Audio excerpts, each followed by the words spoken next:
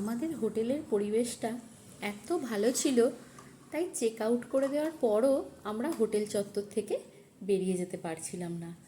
সবথেকে বড় কথা, ইচ্ছে এত আনন্দ করে খেলছিল এখানে, তাই আমরাও চাইছিলাম যে ঠিক আছে থাক, আর একটু খেলে নিই, তারপরই না হয় যাব।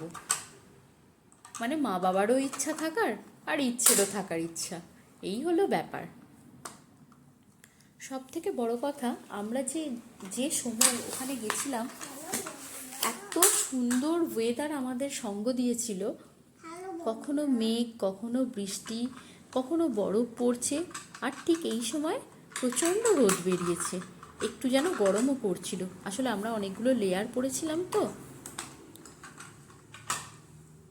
আর এই ঘোড়াটাকে নিয়ে ইচ্ছের আনন্দের শেষ নেই। মা, ঘোড়ার পিঠে বরফ দিয়ে দাও, ঘোড়ার গায়ে বরফ দাও, এই সবই চলছিল।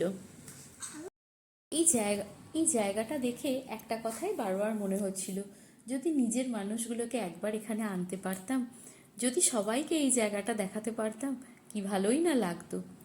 সবাই মিলে ঘুরতে যাওয়ার মজাটাই আলাদা, তাই না? যেখানে ফ্যামিলির সবাই থাকবে, সে এক অন্যরকম অনুভূতি, অন্যরকম আনন্দ।